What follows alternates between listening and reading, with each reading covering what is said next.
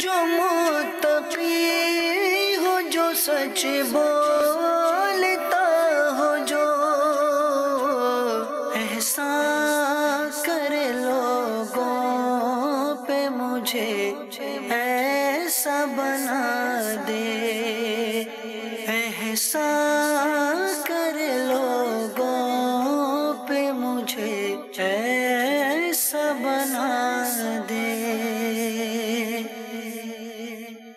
الحمدللہ رب العالمین والصلاة والسلام علی سید المرسلین، اما بعد فاعوذ باللہ من الشیطان الرجیم، بسم اللہ الرحمن الرحیم۔ الصلاة والسلام علیک یا رسول اللہ، الصلاة والسلام علیک یا حبیب اللہ، الصلاة والسلام علیک یا نبی اللہ، وعلی آلک وصحابک یا نور اللہ۔ مدنی چینل کے ناظرین، اس وقت ہم سلسلہ دیکھ رہے ہیں اور دکھا رہے ہیں مدنی چینل پر احکام تجارت، اور انشاءاللہ عز و جل حسب معمول اس سلسلے کا جو فارمیٹ ہے کہ اس میں آپ بالخصوص کاروبار سے متعلق اور مالی لین دین سے متعلق کوئی اشکال ہو، کوئی سوال آپ کے ذہن میں ہو تو وہ آپ ہمیں بذریعہ کال اور بذریعہ واٹس ایپ بھیجتے ہیں، اور انشاءاللہ عز و جل ہم بھی شامل کرنے کی نیت رکھتے ہیں۔ آپ کا سوال آنے کی صورت میں ہمارے ساتھ موجود ہیں مفتی علی اصغر اتاری مدنی مدظر اللہ العالی، جو کہ آپ کے سوالات کے انشاءاللہ عز و جل جوابات ارشاد فرمائیں گے قرآن و سنت کی روشنی میں۔ پہلے درود پاک کی فضیلت شامل کرتے ہیں۔ نبی رحمت شفیع امت صلی اللہ علیہ وسلم کا فرمان ذیشان ہے، جو مجھ پہ ایک مرتبہ درود پاک پڑھتا ہے اللہ عز و جل اس پر 10 رحمتیں نازل فرماتا ہے۔ صلو علی الحبیب صلی اللہ تعالی علی محمد صلی اللہ علیہ وسلم۔ بڑھتے ہیں آپ کے سوال کی طرف، آپ کے کال کی طرف، اور پہلی کال شامل سلسلہ کرتے ہیں۔ جی، میں پرچیز مینیجر ہوں۔ ایک کمپنی میں اکثر فیکٹری کے سامان کی خریداری کے لیے مارکیٹ جانا ہوتا ہے، وہ مجھے کمیشن آفر کرتے ہیں مختلف دکاندار، کیونکہ آپ پہلی دفعہ ہیں تو ہمارے پاس تشریف لائیں، تو کمیشن کی بھی آفر کرتے ہیں، تو اس میں شرعی رہنمائی عنایت فرما دیں۔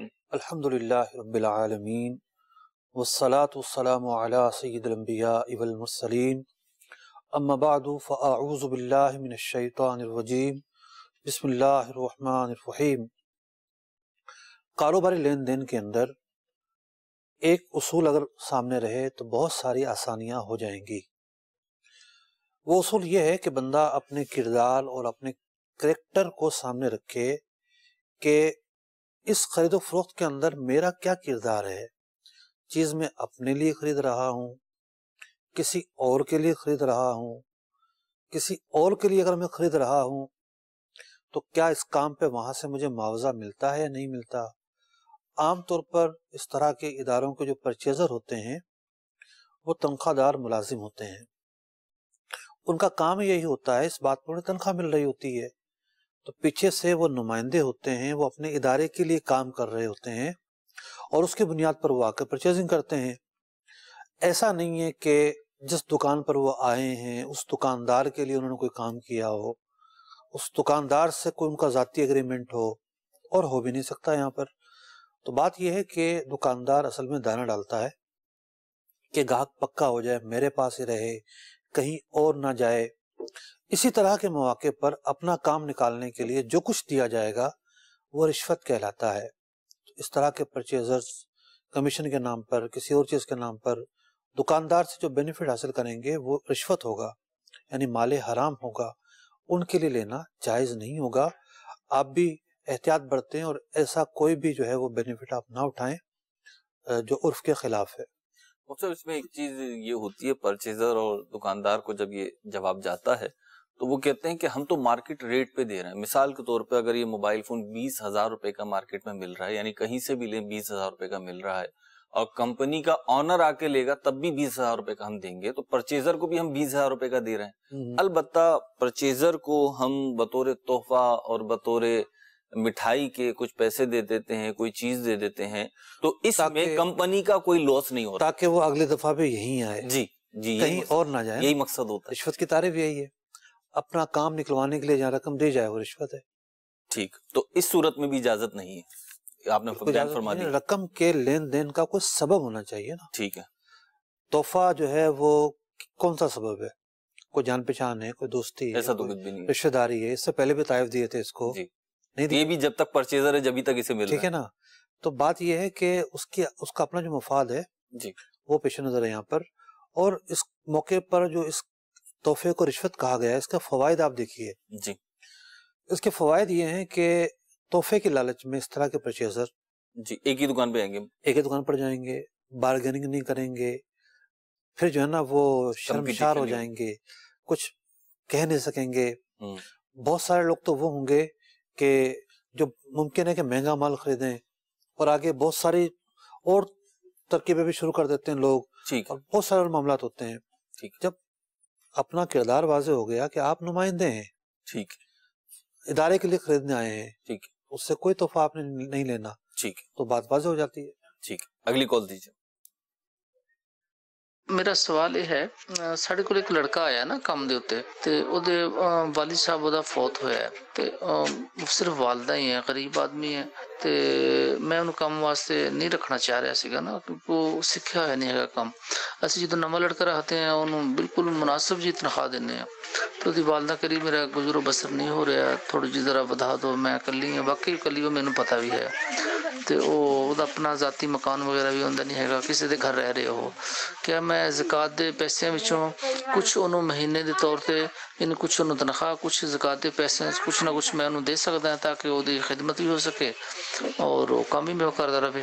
اچھا دوسرا سوال یہ سیگا کہ لڑکے میں کچھ کام کرتے، ایک دو لڑکے ایسے ہے گے جڑے وہ یعنی کہ اچھا کام جڑا کر لیندے ہیں لڑکے ساڈے کول نا، تے انہوں نے کیا بونس دے طور دے اتے میں زکوٰۃ دے پیسے دے سکتا ہوں؟ جی میں بالفرض ایک انہوں نے اچھی کارکردگی ہے، میں انہوں کو کام دسدا ہوں اچھا کر لیندے ہیں، کیا وہ صاحب نصاب نہیں ہے بچے ہو نا؟ ٹھیک ہے جی، دو سوال ہو گئے آپ کا مختلف. اب یہ پنجابی زبان میں ہی کیوں ہے، اس کی حکمت مجھے نہیں پتا. اردو میں سوال کرنا چاہیے تاکہ ہمارے جو ناظرین ہیں وہ بھی سمجھ سکیں. مجھے تھوڑا بہت سمجھ میں آ جاتی ہے پنجابی.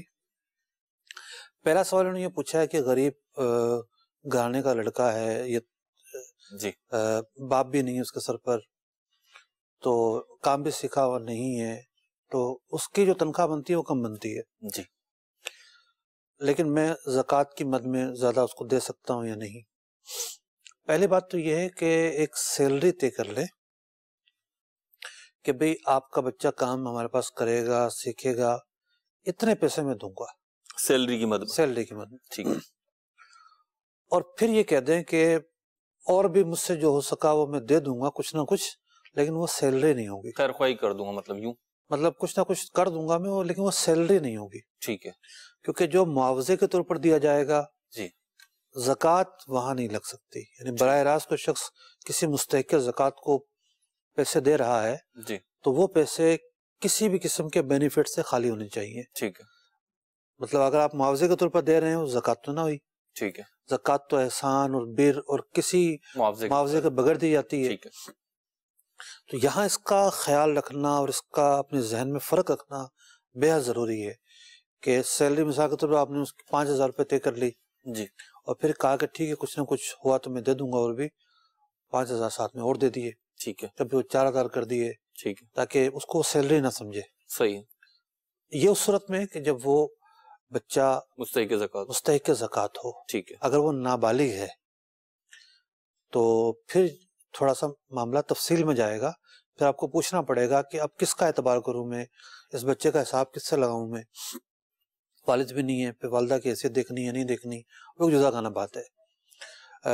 دوسرا جو سوال انہوں نے کیا کہ جی بونس بھی ہم دیتے ہیں بعض اوقات ملازمین کو، زکوٰۃ کی رقم سے بونس دے سکتا ہوں یا نہیں؟ دیکھیے بعض اداروں کے اندر جو بونس ہے وہ سیلری کا حصہ ہی تصور کیا جاتا ہے، سالانہ بونس. سالانہ بونس. ٹھیک ہے. بعض جگہوں پہ ایسا نہیں ہے، ٹھیک ہے. مطلب کوئی تصور ہی نہیں ہوتا ٹھیک ہے. کہ بونس بھی کوئی چیز ہوتی ہے. صحیح. تو آپ دیکھیں جو مستری مزدور کام کرتے ہیں جی ان کا کوئی بونس نہیں ہوتا. کبھی ان کا ذہن میں انہوں نے لفظ بھی نہیں سنا ہوگا جی کہ بونس بھی کوئی چیز ہے. جی بالکل ایسے. تو آپ کا کام کس انداز کا ہے؟ اگر تو آپ پرانا معمول ہے، بونس آپ ان کو دیتے ہی ہیں ہر دفعہ، تو پھر وہ ایک طرح سے یوں سمجھے کہ سیلری کا حصہ تصور ہوتا ہے. سیلری کا حصہ اگر تصور ہوگا تو زکوٰۃ کی رقم براہ راست وہاں نہیں لگ سکتی ٹھیک. اور نہ ہی شرعی طور پہ ہلا کرنے کی اجازت ہوگی. ٹھیک. دوسری بات یہ ہے کہ ایسا کچھ بھی نہیں ہے، کبھی آپ نے بونس دیا ہی نہیں ہے اور آپ نے مستحق کے زکوٰۃ ان میں سے جو ہیں ان کو زکوٰۃ کی مد میں سے بونس کے نام پر دے دیا، عیدی کے نام پر دے دیا، اس کی تو گنجائش موجود ہے۔ ٹھیک، تو جواب پورا ہوا آپ کا۔ وہ جو پچھلا ان کا جو پہلا سوال تھا اس میں آپ نے فرمایا کہ سیلری الگ سے جداگانہ طور پہ طے کر لیں اور پھر وہ جو ہے زکوٰۃ کی رقم ان کو بطور خدمت کے، بطور احسان کے انہیں دے دیں۔ تو اگر اس کی سیلری بالفرض 10,000 روپے بنتی ہے، یعنی جیسا اسے کام آتا ہے، جس لیول کا آتا ہے، مارکیٹ میں اس کے 10,000 روپے دیے جاتے ہیں، اور ہم یوں طے کر لیں کہ یعنی کوئی یوں طے کر لے کہ بھئی میں 15,000 روپے دوں گا، اور اپنی نیت یوں کر لے کہ 10,000 روپے سیلری کی مد میں دے دوں گا، 5,000 روپے زکوٰۃ کی مد میں دے دوں گا، تو اب یہ ادا نہیں ہوگی اس طرح؟ پہلے یہ کہے کہ 15,000 سیلری دوں گا، جی جی، نہیں، سیلری ہو جائے گی یہ سیلری ہو جائے گی۔ کہ جب آپ کسی کو ملازم رکھتے ہیں جی جو آپ طے کرتے ہیں وہی تو اس کا معاوضہ ہوتا ہے، جی جی یعنی وہ جو مطالبہ کرے گا میری اجرت دو، تنخواہ دو، جی، جو طے ہوا اس کا مطالبہ کرے گا نا، ٹھیک، 15,000 سیلری ہو جائیں گے، یعنی اب 15 ہی دن ہوں گے چاہے 15 زکوٰۃ کا دن ہوں مستحق گے۔ رہے اب نہ آپ رہے۔ کے ذہن میں دیکھیں جو صورت آئی وہ غلط تھی، جی تو یہ جو سوچیں گے ان کے ذہن میں پتہ نہیں کتنی غلط صورتیں آ سکتی ہیں، جی بالکل، اس بات کا خیال رکھنا بھی ضروری ہے۔ ٹھیک، میں یہاں ایک بات اور بھی عرض کرتا چلوں، جی انہوں نے کہا کہ نیا بچہ ہے، کام بھی نہیں سیکھا ہوا۔ میں نے ایک بہت ہی طویل اور مبسوط مقالہ لکھا ہے، تقریباً A4 کے 50 صفحات ہوں گے، اور اس مقالے کا عنوان تھا جو جدید تعلیم ہے، بالخصوص وہ تعلیم جو بندے کو ہنرمند بناتی ہے، ٹھیک، پروفیشنل لائف میں کام اس کو آتی ہے، پاؤں پکڑا کرتی ہے۔ ٹھیک ہے، تو وہ اس پر وہ مقالہ لکھا تھا میں نے۔ ٹھیک، اس میں ایک حدیث پاک موجود ہے کہ کسی کو ہنر سکھانا بھی نیکی ہے، واہ، ہنرمند بنا دیا جائے، ہنرمند بنانا بھی نیکی ہے۔ ٹھیک، تو آپ وہ بچہ ہنر نہیں جانتا، کہتے ہیں نا مچھلی دینے کے بجائے مچھلی پکڑنا سکھا دو، جی آپ اسے ہنر سکھا رہے ہیں تو یہ بھی نیت رکھیں کہ آپ اس کو جو ہنر سکھا رہے ہیں اور اس سے زیادہ جو تنخواہ دے رہے ہیں اس کی جو حیثیت ہے اللہ تعالیٰ اس پر اجر و ثواب عطا فرمائے، اللہ تعالیٰ کی رضامندی کی نیت کریں تو یقینی طور پر اس پر بھی آپ کو ثواب ملے گا۔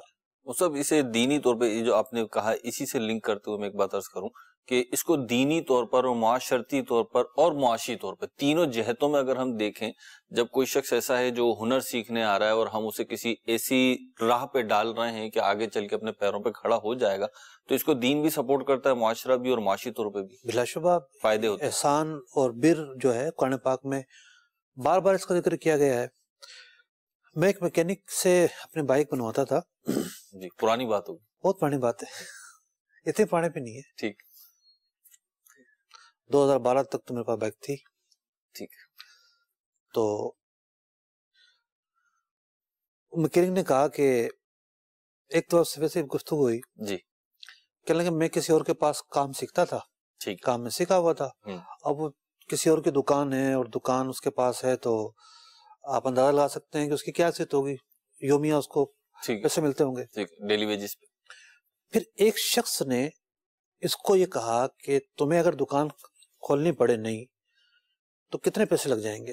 جی اس نے کہا کہ اوزار رکھنے پڑیں گے، دکان کا ایڈوانس دینا پڑے گا، یہ 2 خرچے ہیں، اور کون سا میں نے مال بیچنا ہے۔ ٹھیک ہے، تو اس شخص نے اس کو قرضہ دیا یا اس کی مدد کے طور پر دی، میرے ذہن میں نہیں ہے، لیکن بہرحال اس شخص نے وہ پیسے دیے، ٹھیک ہے، اس سے اس نے دکان کھولی، اور اس وقت یہ موقع تھا کہ اس کے پاس خود 2-4 ملازمین کام کرتے تھے، ماشاء اللہ، تو کسی ایک شخص کی مدد کی وجہ سے جی کتنے مزید لوگوں کو روزگار ملا۔ ٹھیک ہے، تو غربت مٹانے کا یہ ایک بہترین ذریعہ ہے ماشاء جو اللہ، دین نے تلقین کیا ہے، تعلیم ارشاد فرمائی ہے۔ ٹھیک ہے، عمومی طور پہ سب مسلمانوں کی کرنی چاہیے، بالخصوص جو آپ کے جتنا قریب ہے وہ اتنا زیادہ مستحق ہوتا جاتا ہے۔ اگلی کال کی طرف بڑھتے ہیں۔ جی میری والدہ بھی 4-5 روز ہو گئے یہاں سے چلی گئی ہے، تو اس کے نام پہ جگہ ہے 4-5 لاکھ کی، جو کہ ہمارے بھائیوں کی پیسوں سے بن گئی تھی، اس میں وہ میری والدہ کے نام پہ ہے۔ تو باقی بہنیں جو ہے نا وہ سب کچھ شادی شدہ ہے، بھائی بھی شادی شدہ ہے۔ ابھی وہ جو جگہ کا حصہ ہے وہ بہنوں کو مل سکتا ہے یا بھائیوں کو ملے گا؟ دیکھیے قرآن پاک کا حکم یہ ہے کہ باپ کا انتقال ہو یا ماں کا انتقال ہو، اس کے جو اس کے ترکے سے حصہ ملے گا، اولاد بھی اس انداز میں تقسیم ہوگا کہ بیٹے کو 2 حصے اور بیٹی کو 1 حصہ. آپ کی جو بہنیں ہیں ان کا بھی حصہ ہے والدہ کے مکان میں، اور آپ لوگوں کا بھی حصہ ہے، بھائیوں کا بھی حصہ ہے، بہنوں کا بھی حصہ ہے. یہ سمجھنا کہ بہنوں کا حصہ نہیں ہے یا ان کی شادی ہو گئی ہے، یہ سمجھنا غلط ہے. ٹھیک ہے، اگلی کال دیجیے. میرا مفتی صاحب کی بارگاہ میں یہ سوال کہ میں فوٹو کاپی کا کام کرتا ہوں، تو وہاں پہ بہت سارے جو مطلب اسٹوڈنٹس ہیں وہ مائکرو کاپی کروانے کے لیے آتے ہیں، مطلب چیٹنگ کرنے کے لیے کاپی کو چھوٹا کروانے آتے ہیں کہ ان کو چیٹنگ کرنے میں آسانی ہو. تو کیا ہم مائکرو کاپی کو کر کے دے سکتے ہیں؟ اللہ اکبر کبیرہ. بڑا سادہ سا سوال کیا ہے، بڑا اہم سوال کیا ہے آپ نے، بڑے سادہ سے انداز پہ کر دیا ہے. سادہ آدمی سادہ سوال ہی کرے گا. اصل چیز تو ہوتی ہے کہ ان کے اندر احساس پیدا ہوا، انہوں نے سوال کیا. جی. اور جنت میں جو ہے وہ بھولے بھالے لوگوں کی کثرت ہوگی. ماشاءاللہ. دنیا میں چالاکی کو، چال بازی کو پتہ نہیں کیا سمجھا جاتا ہے. جی. تو دیکھیے لفظ مائکرو جو ہے اس کے بہت سارے اطلاقات ہیں. اب ہمارے درس نظامی کے طلبہ جو ہیں، مجھے یاد ہے جی کہ اب صرف و نحو کی کتاب بڑی سائز کی ہوتی تھی. جی. جی اب وہ جنون یہ ہوتا تھا طلبہ کا کہ اس کو ہم حفظ کریں. جی. اب صرف کی کتاب اور نحو کی کتاب، الحمدللہ مجھے دونوں کتابیں حفظ تھی.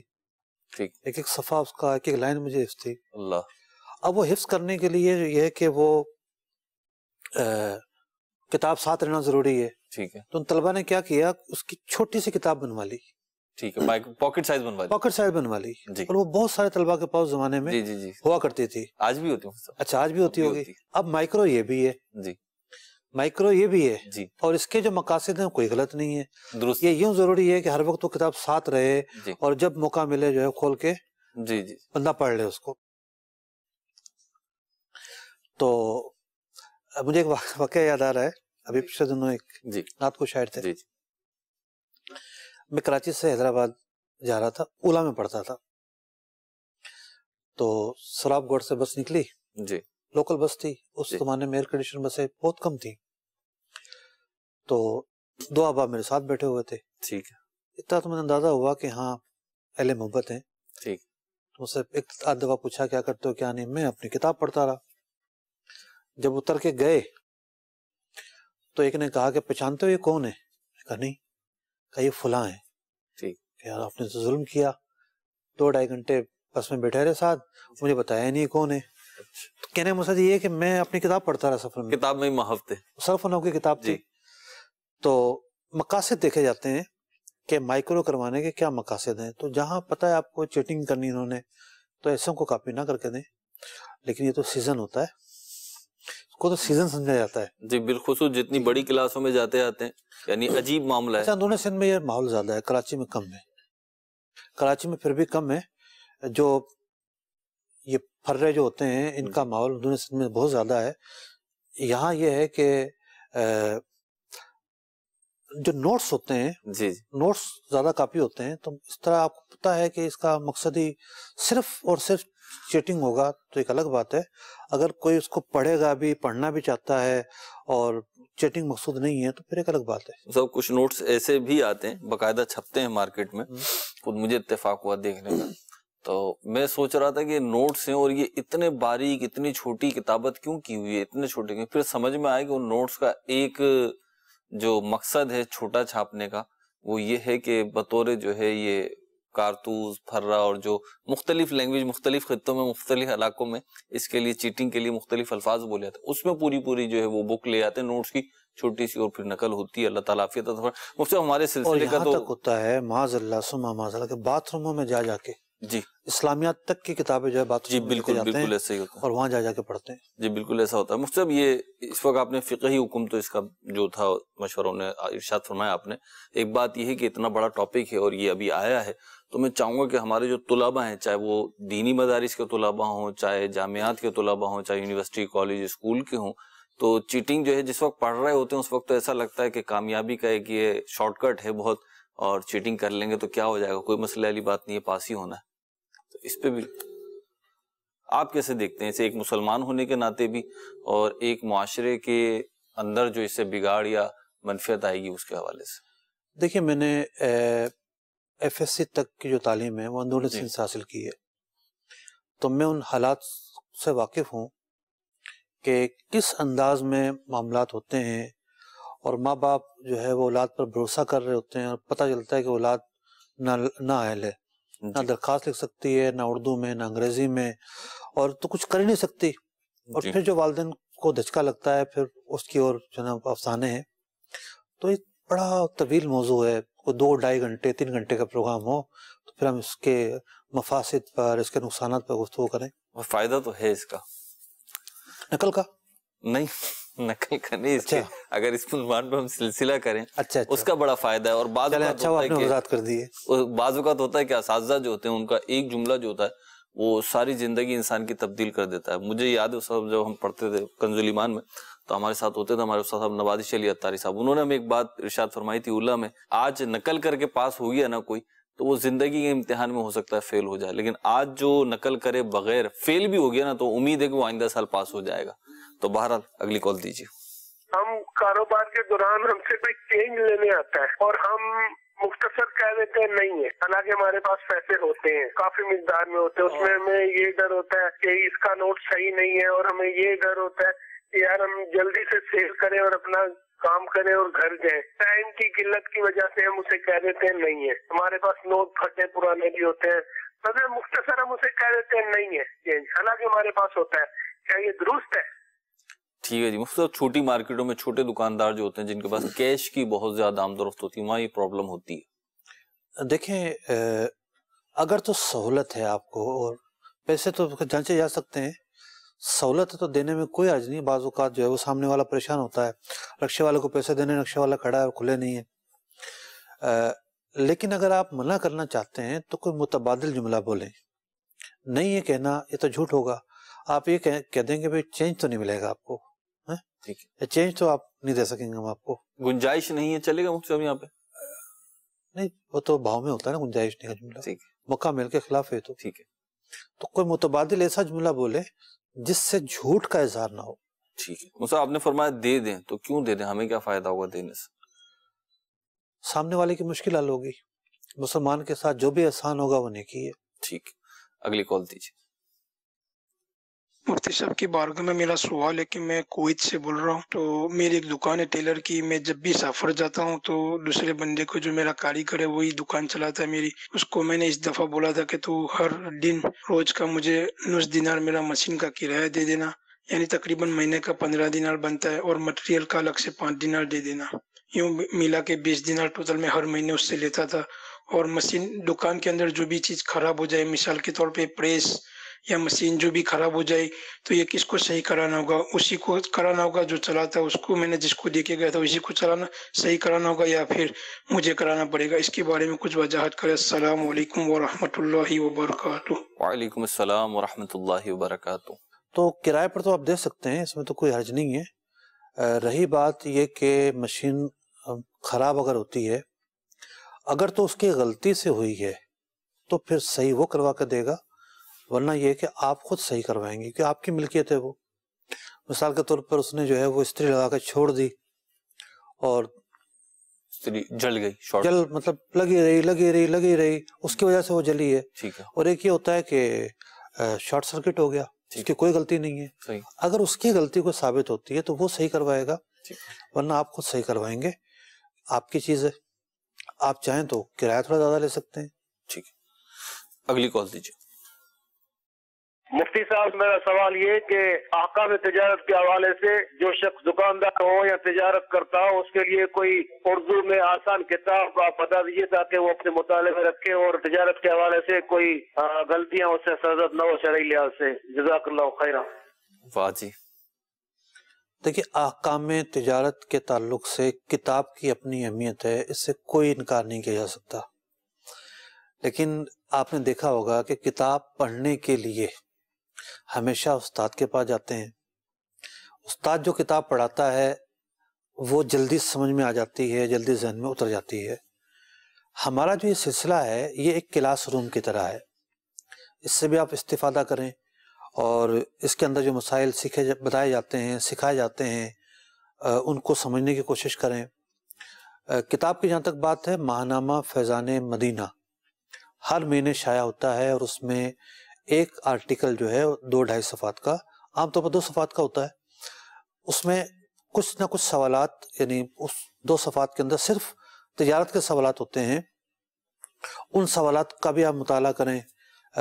پچھلے دنوں سود کیا ہے اس عنوان سے ایک پریزنٹیشن میں نے شائع کی تھی، میرے فیس بک پیج پر بھی موجود ہے اس وقت، وہ بھی آپ دیکھ سکتے ہیں۔ سود کیا ہے، وہ پریزنٹیشن ڈاؤن لوڈ کر کے آپ سمجھ سکتے ہیں سود کیا ہے۔ مفتی علی اصغر کے نام سے یوٹیوب چینل ہے، اس پر احکام تجارت کے سلسلے رکھے ہوئے ہیں، دارالفتہ اہل سنت کی اپلیکیشن ہے، اس پر جو ہے تجارت کورس اور احکام تجارت کے کلپس موجود ہیں، ان کو جو ہے نا آپ سنیں۔ تو یہ نہ سمجھیں کہ ایک ہی ذریعہ ہوگا تو میں علم حاصل کروں گا، مختلف ذرائع موجود ہیں جن کی میں نے نشاندہی کی ہے۔ کتاب کی اہمیت سے انکار نہیں ہے۔ دعا فرمائیں اللہ تعالیٰ وقت میں وسعت دے، برکت دے، اور میں جلد کوئی اس حوالے سے بڑا کام کر پاؤں۔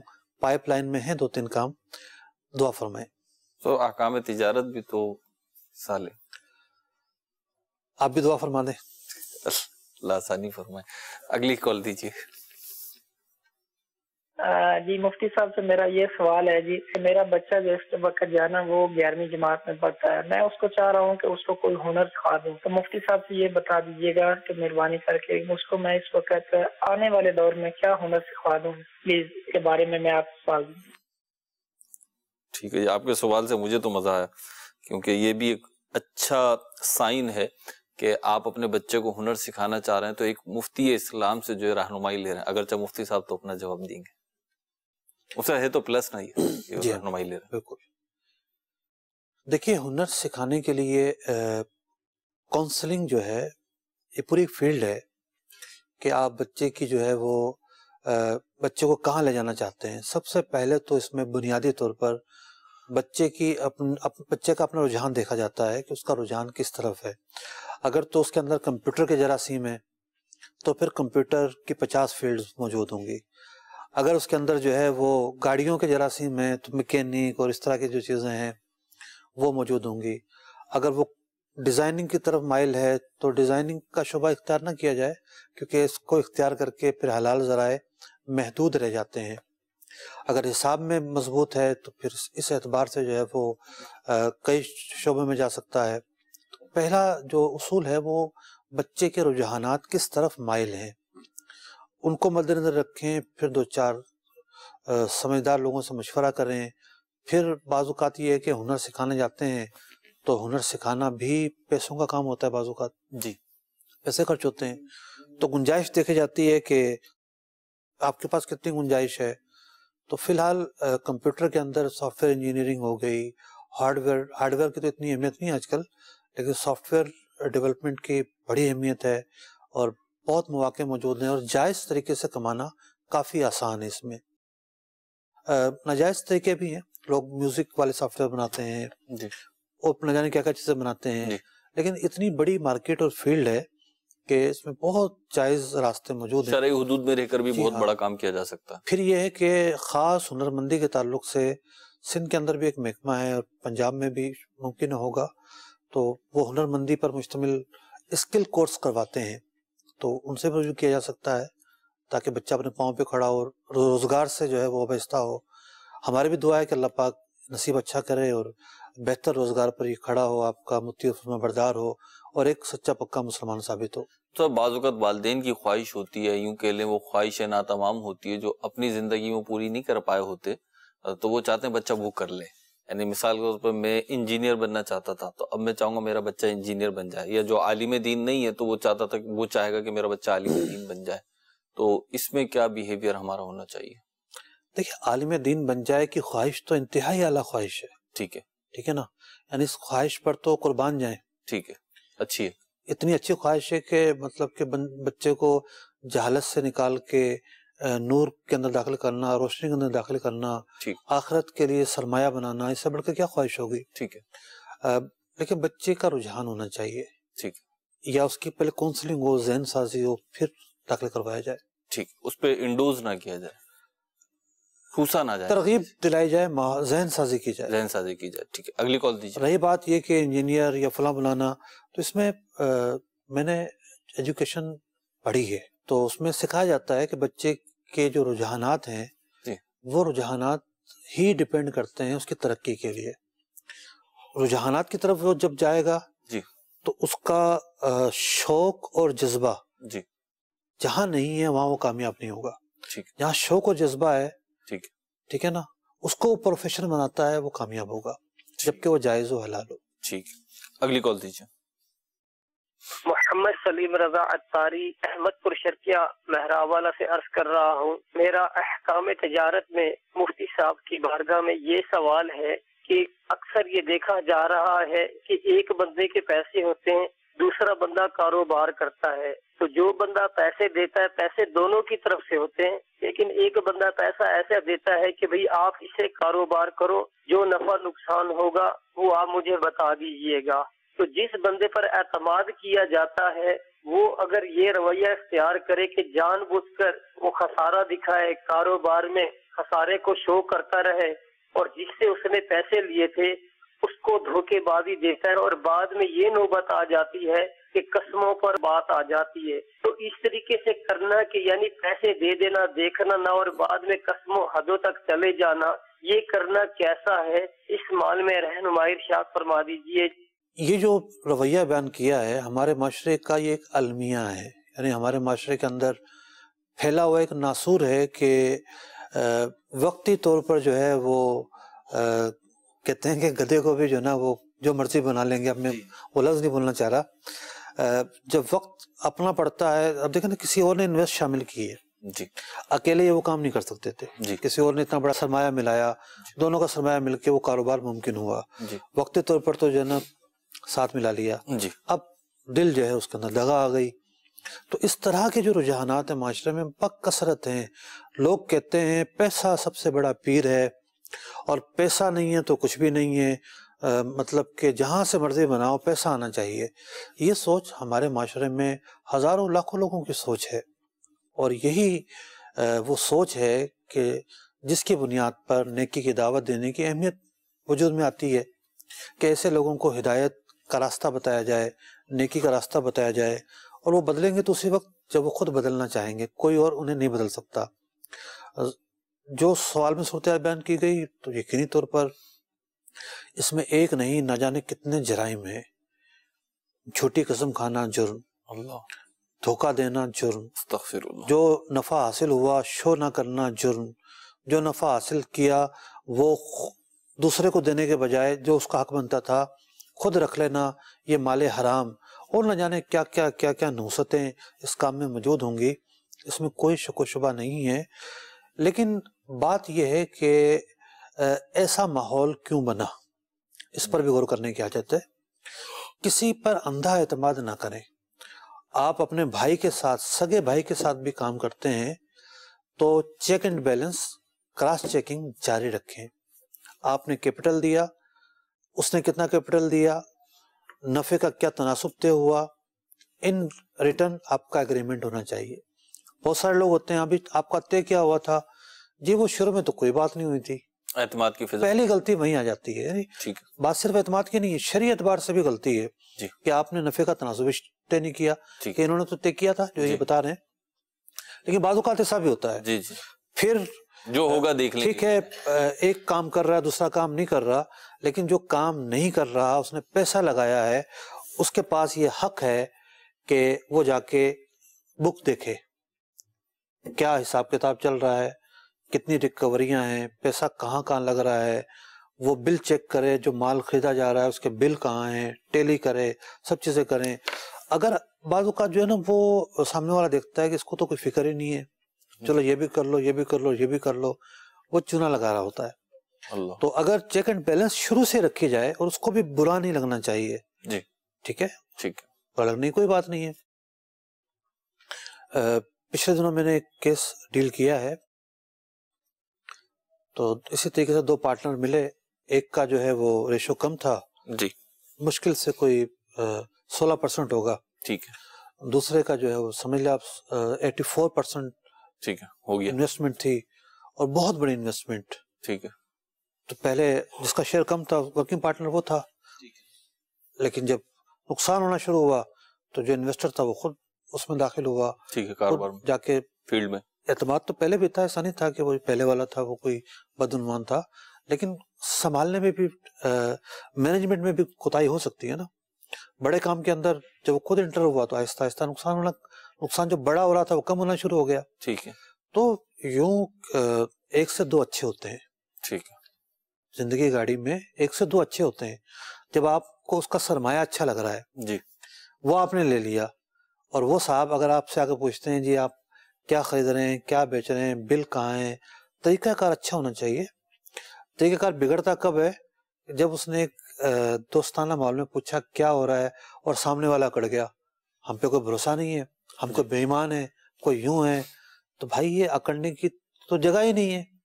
آپ پارٹنر ہو، وہ بھکاری تھوڑی ہے یا کوئی اجنبی آدمی تھوڑی ہے ٹھیک ہے، کہ جس کو آپ دھتکار رہے ہو اس طریقے سے. وہ پارٹنر ہے، اس کے رائٹس ہیں، آپ اس کے رائٹس کو سمجھیں، اس کو اسپیس دیں آپ.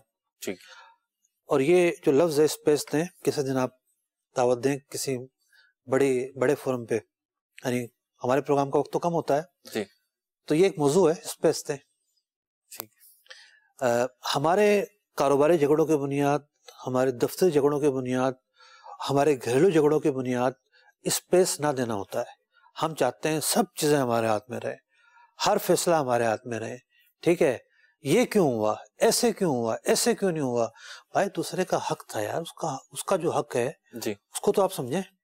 آپ کیوں پوری دنیا کو اپنے دماغ سے چلانا چاہتے ہیں؟ یہ ہمارے معاشرے کی اتنی بڑی کمزوری ہے. میں ہمارا حاضر تھا، ایک شخص نے کہا کہ جی وہ ایک مسئلہ پوچھنا ہے. میں نے کہا فرمائیں. کہا کہ وہ دفتر میں نا بڑی غیبتیں ہوتی ہیں. جی، غیبتیں ہوتی ہیں، بہت غیبتیں ہوتی ہیں، اور جو بوس ہے اس کے حوالے سے نا بڑی پرابلم چل رہی ہوتی ہے، اور پھر بعض اوقات وہ صحیح بھی کہہ رہا ہوتا ہے لیکن نیچے والے جو نا وہ بہت کر رہے ہوتے ہیں. میں نے کہا کہ ایک جملہ میں کہوں گا، اپنے بوس کو اسپیس دیں. وہ کیپٹن ہے. ٹھیک ہے، وہ کیپٹن ہے اور اس کو اس بات کا اختیار ہے کہ وہ اپنی پالیسی بنائے. ٹھیک ہے بھائی اس کے اوپر ذمہ بھی تو ہے نا. ٹھیک اگر نقصان ہوگا، کوتاہی ہوگی تو اس کے اوپر آئے گی. ٹھیک ہے، صحیح اور غلط کا وہ ذمہ دار ہے. جب وہ ایک لائن دے رہا ہے، وہ کیپٹن ہے کہ بھئی یوں کام کیا جائے، تو اس کا یہ حق ہے، اس کا یہ رائٹ ہے. آپ کے دل میں اس کے لیے جگہ ہی نہیں ہے. ٹھیک ہے، آپ نے اس کو تسلیم ہی نہیں کیا، تو اسپیس نہ دینے کی وجہ سے جو ہے وہ مسائل پیدا ہوتے ہیں. ایک شخص نے مجھے پوچھا کہ میرا بھائی ہے جناب، اور یہ جناب یہ میری سوچ کے مطابق چلے نا، پتہ نہیں کہاں جائے گا. جی، میں نے کہا یار آپ کی سوچ کے مطابق کیوں چلے؟ کیا اس کو زندگی گزارنے کا حق نہیں ہے؟ جی، اس کو اپنی پلاننگ کرنے کا حق نہیں ہے؟ آپ اسے اچھا مشورہ دیں، اچھا مشورہ دینے کے بعد چھوڑ دیں اسے. اس کو اسپیس ملنا چاہیے. آپ یہ سمجھیں کہ جناب میرا بھائی میری سوچ کے مطابق چلے گا تو کامیاب ہوگا، ورنہ آپ جو ہے نا اس کی برائیاں کرتے رہیں. تو یہ ایک بہت بڑا المیہ ہے ہمارے معاشرے کا. ٹھیک ہے جی، بڑی تفصیل کے ساتھ بریفلی جو ہے مفتی صاحب نے اس کی وضاحتیں فرما دی ہیں. ہمارا اس سلسلہ مدنی چینل لائیو فیس بک پیج پر ہمارے تمام ہی لائیو سلسلے بشمول احکام تجارت موجود ہوتے ہیں. جس وقت یہاں پہ لائیو ہو رہا ہوتا ہے وہاں پہ بھی لائیو ہوتا ہے، اور بعد میں ریکارڈ کا حصہ بھی ہوتا ہے وہاں پہ، تو وہاں سے بھی آپ اس کو دوبارہ دیکھ سکتے ہیں. اللہ تعالی ہمیں دینی علم حاصل کرنے کی بھی توفیق عطا فرمائے، اس پر عمل پیرا ہونے کی بھی توفیق عطا فرمائے. صلو علی الحبیب صلی اللہ تعالی علی محمد صلی اللہ علیہ وسلم. تاجر جو متقی ہو، جو سچ بولتا ہو، جو احسان کرے لوگوں پہ، مجھے ایسا بنا دے. احسان کرے لوگوں پہ، مجھے ایسا بنا دے.